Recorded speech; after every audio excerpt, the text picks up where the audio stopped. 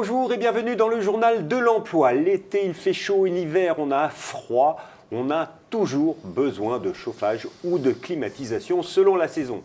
Et on râle quand ça tombe en panne parce que le technicien arrive souvent en retard. Et c'est normal parce que c'est un secteur qui recrute, qui a énormément de besoins. Vous allez le découvrir avec Monsieur Carré. Bonjour. Bonjour. Vous êtes président du SINASAV. Alors le SINASAV, c'est le syndicat national de la maintenance et des services en efficacité énergétique.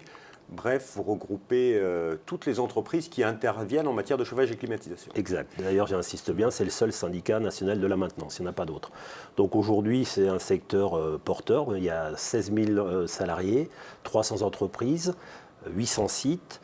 En principe, de taille de 1 à 10 personnes pour les petites entreprises et de 1000 à 4000 pour les grosses entreprises.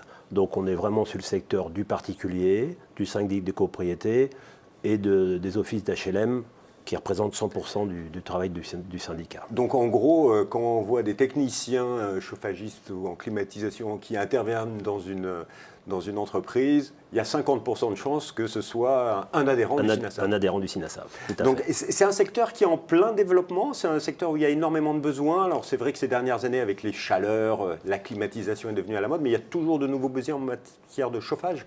Toujours, il y a beaucoup de travail à faire, il y a des nouvelles technologies, des nouvelles chaudières, les chaudières à condensation, il y a le traitement de l'air. Donc aujourd'hui, on a vraiment besoin de beaucoup de techniciens. C'est un métier très technique maintenant, on travaille avec le numérique, avec un ordinateur pour paramétrer des fois les chaudières, pour les mettre en route. Donc c'est vraiment un métier très intéressant. Même ce secteur classique, ça y est, Ouais. il a fait sa mue digitale. Absolument, on est en plein dedans. Là, demain, vous aurez toutes les chaudières qui seront connectées et on va de son ordinateur, on pourra faire quelques dépannages de son bureau. Bien sûr, il faudra toujours intervenir pour la fuite d'eau, la fuite de gaz ou la panne pour changer une pièce. Mais on va beaucoup travailler par téléphone aussi. Donc un secteur qui se développe, un secteur qui est en pleine modernisation et un secteur où il y a pas mal de petites entreprises. Donc ce sont les entreprises qui recrutent, parce qu'on dit que ce sont les petites qui recrutent. Voilà, c'est celles qui recrutent, parce que voilà, ils font beaucoup de particuliers. Donc, bon, les grosses aussi recrutent, mais il nous en faut beaucoup. Alors, vous avez annoncé il n'y a pas longtemps, à travers une campagne, près de 4000 CDI, c'est énorme. Alors, déjà 1000 CDI par an en renouvellement naturel. Et aujourd'hui, on a 3 millions de chaudières non entretenues et 1,5 million de packs où il n'y a pas encore d'entretien. Donc si on réunit ces deux facteurs-là, il est clair qu'on va recruter au moins entre 4 et 6 000 techniciens en CDI sur 10 ans.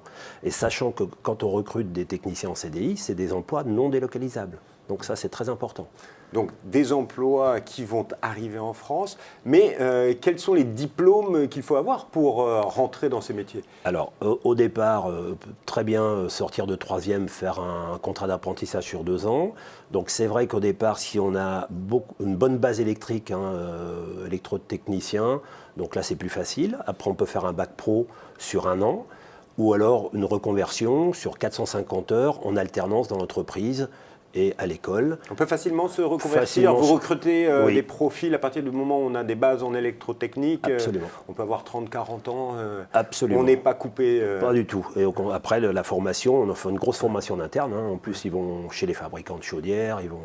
Donc là, ils apprennent relativement vite et puis ils tournent en binôme pendant 6 mois. Donc après, ça va relativement vite. Alors pour les jeunes qui nous écoutent et leurs parents et qui se demandent mais c'est des vrais métiers, c'est des beaux métiers, que faut-il leur dire? Alors moi, je leur dirais que c'est un vrai métier, un beau métier, technique, pas salissant. Et au-delà de la technicité, il y a vraiment une autonomie.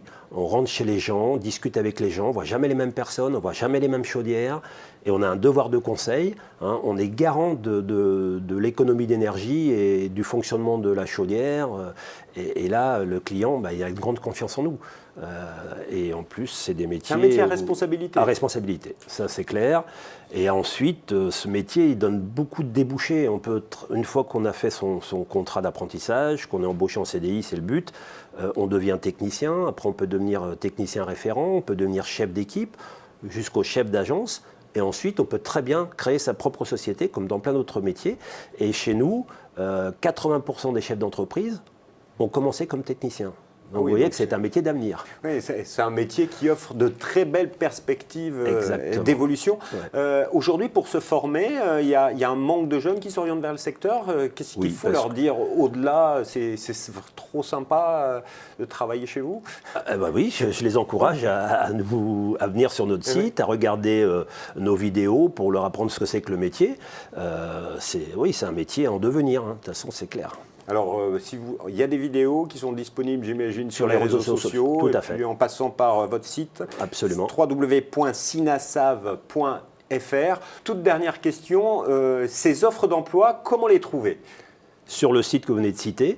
En plus, chaque futur technicien pourra mettre son CV en ligne avec le numéro de son département et le Sinasave va gérer et donner ce dossier aux entreprises les plus près de son lieu d'habitation. Et ensuite, à la fin de l'année, il y aura un site vraiment dédié sur l'emploi, sur ces métiers au syndicat. Monsieur Carré, merci beaucoup pour votre témoignage. Vous l'avez compris, un secteur d'avenir, un secteur qui recrute, un secteur qui vous attend, que vous soyez jeune ou adulte en reconversion. Toutes les informations sur le site www.sinasave.fr. Au revoir et à bientôt.